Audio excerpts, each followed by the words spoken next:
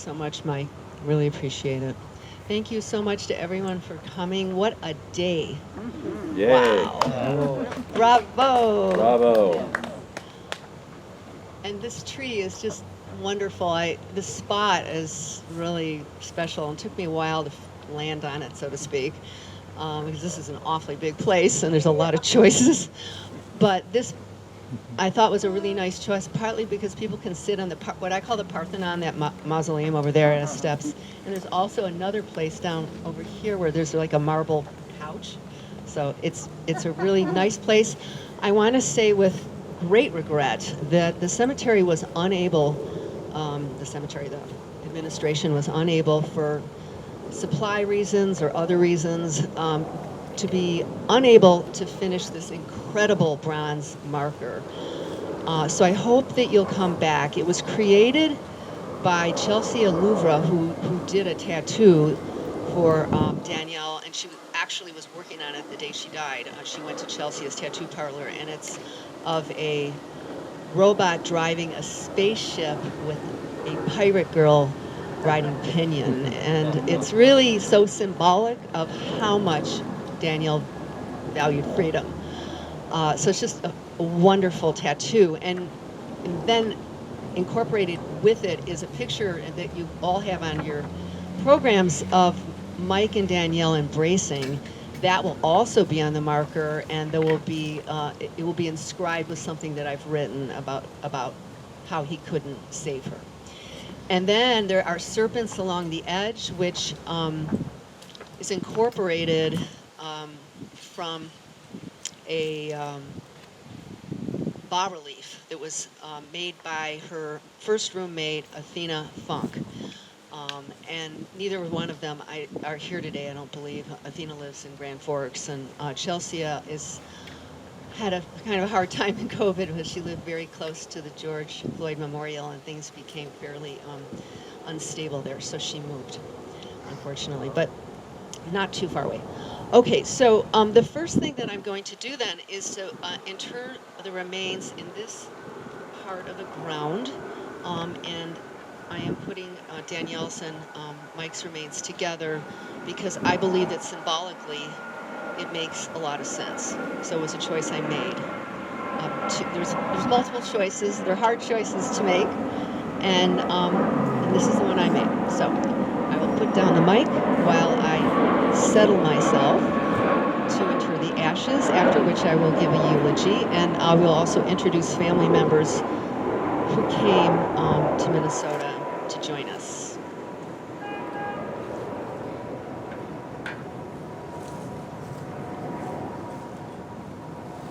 I don't roll down the hill. So these are Mike's remains. Not all of them, but most of them. This is what you call improv. Hard to plan for.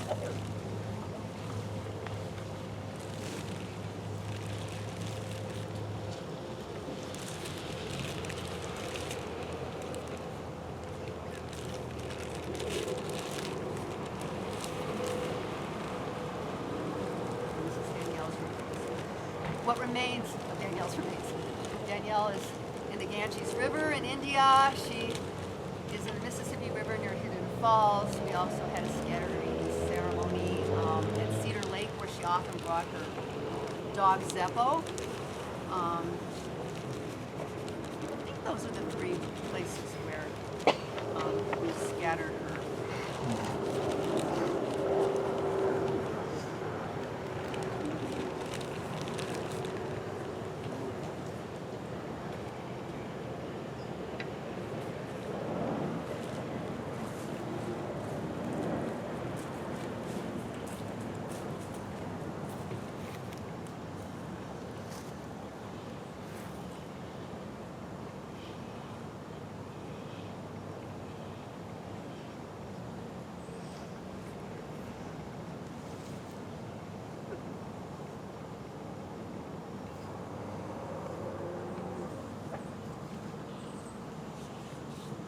Thank you, Megan.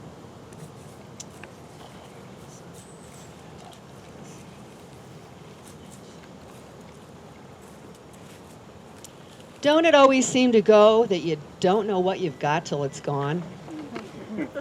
Joni Mitchell's lyrics have resonated so often since Mike left us. When we met in 1974, I knew straight away I would marry him. I'd never before met a man who could dazzle me the way Mike could with his situational humor, joyful antics, and clever use of metaphor. And of course, there were those sparkly blue Irish eyes and dimples. What a cheeky guy. Make no mistake, Mike courted me strategically. He made sure that it appeared that there was nothing he didn't know. At 23, I was Eliza Doolittle to his Henry Higgins, eager to absorb everything he had to say, although it took me a couple decades to figure out that his facts weren't always exactly factual.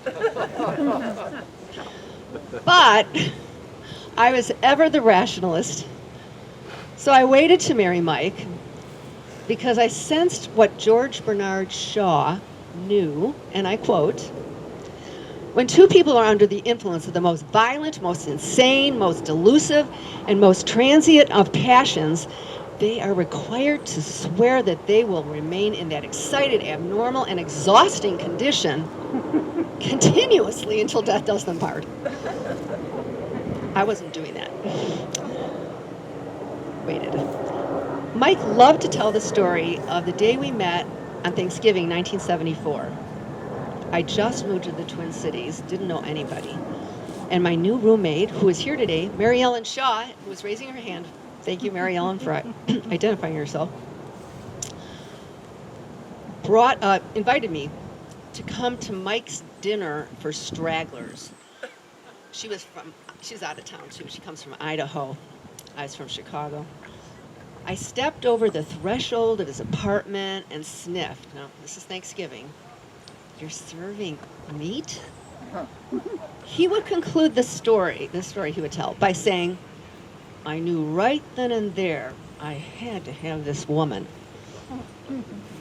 Being the subversive he was, Mike was determined to put a dent in my healthy habits. He took advantage of my aversion to cooking by adding larger and larger portions of meat to the meals he prepared. Then came my first cup of coffee. I was 25. I'd never had a cup of coffee. Then came my first glass of wine. However, I drew the line at marijuana. Oh, too bad. What's that? Of course, is that Val? Makes total sense. Okay. Yeah, I was a pretty straight arrow, actually. In 4 out of 5 ways, anyway. Okay, let's see. And even got him to stop toking to sleep, although he had an occasional relapse. I was a confirmed socialist, and he claimed to be a royalist.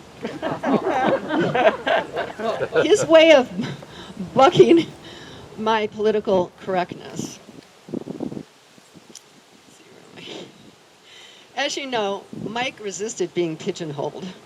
He resisted, period. Early on in our relationship, I pointed out that something he said was cynical, and he responded, "I am not a cynic. I'm a pessimist." That's vintage Mike.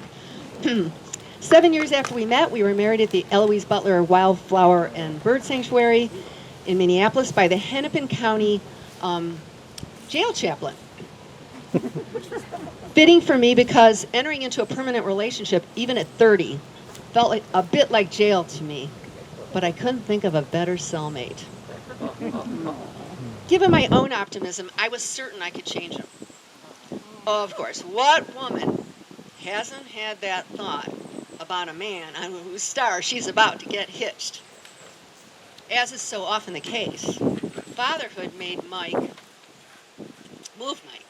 toward greater positivity, although I initially had to talk him into the idea. He was understandably reluctant to take on fatherhood because attachment to something as precious as a child would place him at risk for loss. So prescient, given what came to be. But in fact, his reluctance likely stemmed from the death of his 15-year-old sister, Kathleen, to complications from a congenital heart defect that caused her to become breathless and cyanotic. As you can imagine, he was a devoted younger brother. And a few years ago, one of Kathleen's, probably her best friend and neighbor, Joyce, regaled me with a story of how they were up in her bedroom, doing what teenage girls do. And they needed something from downstairs. And Joyce said, look, I'll go down and get it. And Kathleen said, and I want to quote this right, no, I'll ask Mike to get it. It makes him feel good to do things for me. Such a telling story. Yeah. And I can say over the course of our long partnership, the same could be said about Mike and me. Fatherhood may have given him pause initially, but he was overtaken by love and utter commitment to John and Danielle, which surely helped compensate for his artistic disappointments. Mike was a lark, which was lucky for me because I'm not. I used to quip that I better live a third longer than he did because I needed 9 hours of sleep to his 6. He'd wake at 5:30, ready the children for school, and head to Hidden Falls or some other nearby woods to walk Beauregard, our first standard poodle. He stopped working mid-afternoon and he'd head to the grocery store, cook up some whatever struck his fancy, with the kids' taste in mind.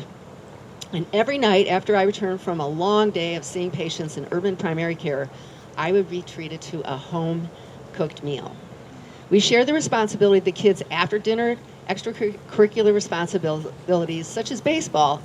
I didn't, but Mike did. He coached John's team for several years, and his job was to whisper encouragement in the ears of the boys as they came up to bat. Because technically, he didn't, as John said, didn't near as much as his co-coach, who did gave them all the technical tips to be able to win a game. And then I would generally supervise the evening shift, being a night person, bathing, brushing teeth, and reading to the kids, which I absolutely love to do. Now, back to Mike. I consider Mike to have been a multi-generational human, all rolled into one. He could be mad like a dad when the kids didn't do their chores, yet he regularly indulged them like a grandfather with candy and fast food, and played with them like a sibling. He introduced our children and their friends to the joy of humor in everyday life. His use of irony with 3- and 4-year-olds was delightful to behold. Both Danielle and John developed a keen sense of humor, situational and dry, and sardonic at times. 10 years ago, friends of ours attended a Twins game with John and Mike, and later commented to me that it was though Mike and John possessed their own form of humor speak. Humor is a second language, which requires years of immersion. We were fortunate to have a lucky complementarity that extended itself to our shared chaotic approach to dailiness. We'd put a trip to the lake or park with the kids ahead of vacuuming and doing dishes. And after the record-breaking Halloween snowstorm of '92 that any Minnesotan is going to remember, the toys and the implements that we rarely put away blanketed the yard until spring. It was like we were living at the base of Mount Vesuvius with snow instead of ash. I'd always imagined we were an avant-garde feminist couple who shared tasks without the usual gender-based responsibilities. Yet I was living a delusion as real to me as George Bernard Shaw's Madness of Young Lovers, because Mike was often handling both sides of the gender-based divide, but perhaps with less attention to detail than I would have paid. Take the garage, which I had all but ignored since it was too stuffed to park a car. When our family friend Worth, wherever you are, there he is. And when we tackled the garage last fall, after my passed, we discovered as many as 80 boxes and bins containing triplicates and more of loppers, windshield washer fluid, rusting bottles of cleaners, and a confusion of electronics, tape, recorders, small extension cords, power cords, adapters. Evidently, when Mike couldn't find what he needed, he just got another one. And of course, I was complicit because I had never even detected the problem, let alone solve it. Now, I can't eulogize Mike authentically without considering the complex topic of his need to be loved, which was briefly assessed in the initial obituary that was published online by the St. Paul Pioneer Press. I'd say that every human wants and needs to be loved by at least a few people. By his nature, though, Mike was able to more readily give and receive the love of others because of his authentic pleasure at making people happy and his ready generosity, which I believe came from a deep-seated need to earn the love of the people who were important to him. Like many people, and more than some, he didn't feel secure that he would be accepted and loved as is without going that extra mile. Understanding Mike, his relationships, his politics, his art, means understanding what motivated him. I believe that he was consistently driven by the need to be good, to act virtuously, even if, like all of us, he couldn't always enact his own ideal. Growing up Catholic was a powerful influence.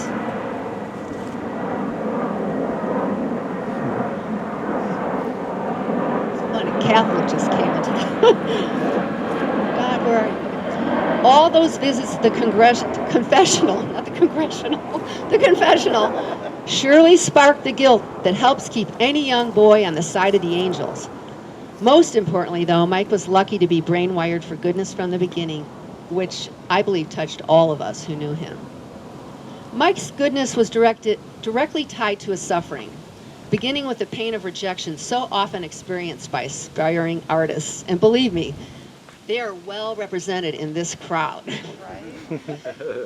Yes? Do you want to raise your hands if you're an artist? Don't be shy. I think more of them are probably coming to Hidden Falls, actually. I don't blame them. Okay, let's see. Okay. He'd written 2 novels in his 20s, but he couldn't find a publisher. He was unable to effectively promote his own creative writing until he teamed up with his partner in performance, Danny Klecko, who was an ace at promoting their collaborations. By Mike's mid-40s, he had abandoned the long form in fiction because, as he lamented, "I can't remember the chapters I've already written." It's tough to write a novel, you know. I can't remember what you wrote.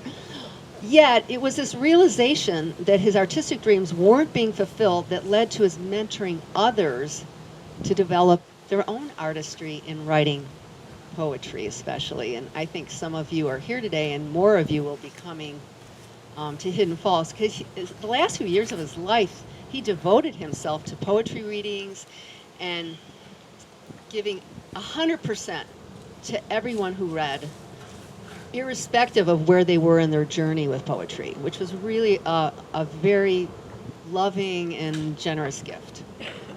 Now, I didn't fully understand Mike's complexity as a writer and artist until he and his co-author, Harvey Robbins, won the Booz Allen Award for Best Business Book of the Americas in 1995, called Why Teams Don't Work. Now, what really took me aback was that he expressed frustration. I mean, he was almost unhappy with the award because in his mind, he had won an award for the wrong genre and the wrong book. Makes sense, right? Even though he appreciated the income, the accolades, and the trip to London's Whitehall Palace, yes, he actually did that with Harvey, the reward, I think, reminded him of the failure of his true passion, fiction. In honor of this combined interment of both Danielle's and Mike's remains, I would like to talk about their relationship, and this is maybe a little bit difficult for some of you, but I feel impelled to do this. They were so much alike, 2 peas in a pod, duh, as Mike was fond of saying. Mike had a huge heart empathy compared to my cooler rationality, which meant he went heart to heart with Danielle, providing the hyper nurturance she needed. And because of my tendency to analyze and strategize to help solve her problems was less effective, Danielle naturally sought out Mike when she was feeling scared, betrayed, or rejected. He would endorse her feelings and then suggest buying her classmates off with candy, a pragmatic solution that worked in 1st and 2nd grade, but not so much later on. Together, Mike and I intuited, though, that providing lots of social opportunities for Danielle with her friends and classmates would help secure her relationships with them. And we would invite children to our house. We had like an open door. It was like a revolving door of kids. like night to night, overnight sleepovers and outings to zoos and parks and museums. And because Mike and I were committed to engagement with others, these outings and events made us happy too. But when Danielle developed chronic headaches and stomach aches and began burning the midnight oil in 6th grade, I suspected that she might be depressed. And I brought her for psychological evaluation, which showed she was suicidally depressed and anxious. And despite our attempts to help her navigate through adolescence and early adulthood, Danielle was quite determined to find her own path. Authenticity was central to her journey, and she insisted on independence and doing it her own way. When she was hospitalized against her will for a serious, very close to death suicide attempt by overdose at 20 in 2004, Mike wrote her a series of emails that I want to share with you, because just a few of them, which exemplify his courage and his wisdom in response to the greatest challenge any parent can face. We're going to do this, my girl. Have faith. Be calm. You will come out of this forgiving me, yourself, and me, and your mom, and we will know just how much we love one another. A few sentences later, I know I bug you, honey, and I'm sorry. Tell me, how can I help you better?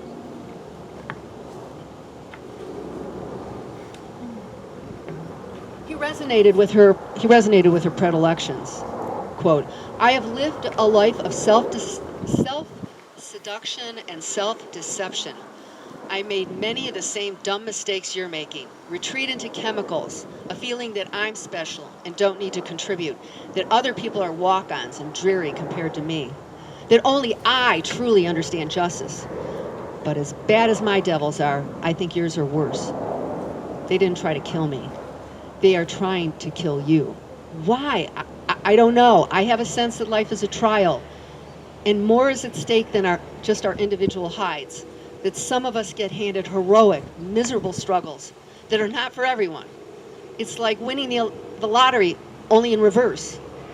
More like getting audited, and right now you are on trial, an audit for your life. And finally, he said, I'm your dad, not a psychiatrist or a guru or a scientist. I want you to heal. Take back your life. This doesn't mean you have to stop being you or become little Susie Sunshine. I love your recklessness, your bad mouth, your humor, and the world will just have to make room for them. I'm sharing these emails, can you hear me okay? So that anyone who's been touched by a loved one's self-destructive behavior, fatal or non-fatal, can see that we are responsible for our involvement in our loved one's struggles, but not for the outcome. I believe that if Mike could not save Danielle from self-destruction, no one could have. As powerfully, I believe Danielle's fatal polysubstance overdose in 2009 changed Mike's life trajectory.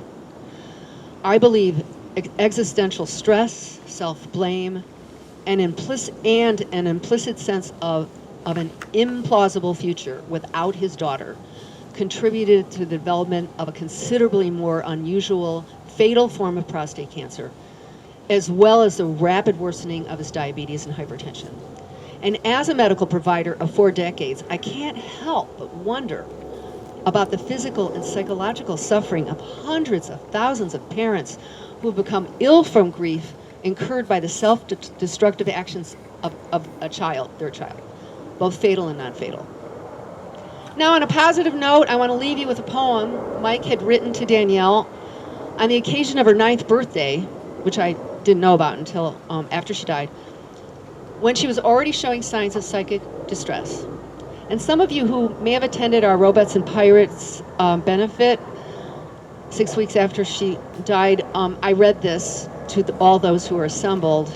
So probably you've forgotten most of it, and it's an absolutely delightful poem. Here I go. 9. It was discovered in a book by Wordsworth in our library. I found it. It was stuck inside. It's really weird. I think it must be exceptionally fine to discover oneself at the ripe age of 9. 9 is so swift on the hoof and so fleet. 9 is so hard on growing feet. 9 is so elegant, ermine and silk. 9 is so everyday chocolate milk. 9 is so ancient, the product of eons. 9 is so modern, an apex to be on. 9 is so stalwart, so bold and so brave. 9 is timid, crouched in a cave. 9 is exemplary, a regular role model. 9 is tight jeans that make you waddle. 9 is the age to explore many areas. 9 is the age to think life is hilarious. Awkward and clumsy and falling downstairs. Graceful and delicate, walking on air. Halfway to womanhood, working in college. Think of the expertise. Think of the knowledge. Think of your doddering, slobbering father who always thought you could walk on water. Nevertheless, here you are. Here am I. Who could be prouder? Who makes me cry? I would do anything you asked me to. Quack like an elephant. Shout like the dew. Save you from earthquake and mudslide and viper. Save you from having to launder a diaper. Save you from heartache and meanness and strife. All of the days of the years of your life. I'll save you from all these things while you're 9, because I will always want you to be mine. I've done a couple of things pretty well, but my masterpiece goes by the name of Daniele. Daniele.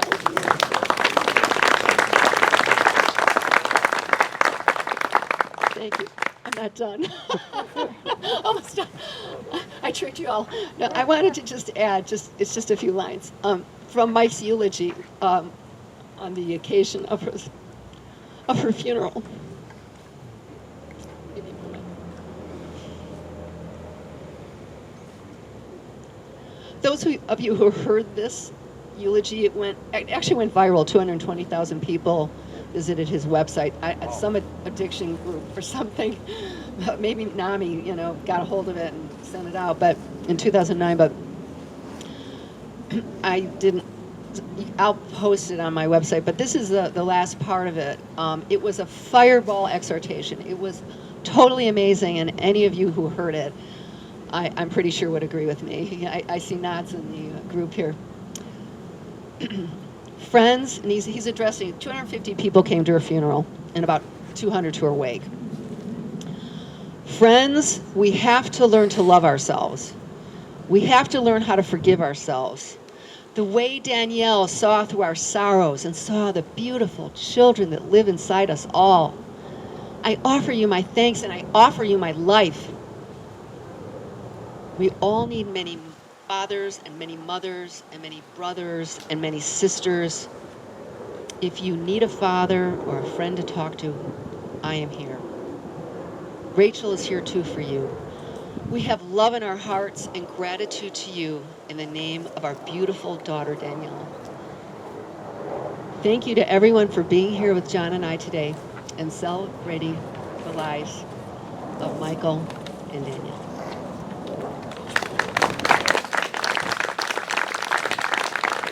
Thanks so much. Okay, so now we head to Hidden Falls. If anyone is unclear about how to get there, the most important thing is to have a GPS because there's a detour on Mississippi River Road, which will make it extremely difficult for you to get there if you think you know where it is. So please approach me or text me if you want, and I'll text you back a few clues if you don't have a GPS. Rachel? Thank you. Rachel? Rachel? Yes. He has a question. Wait.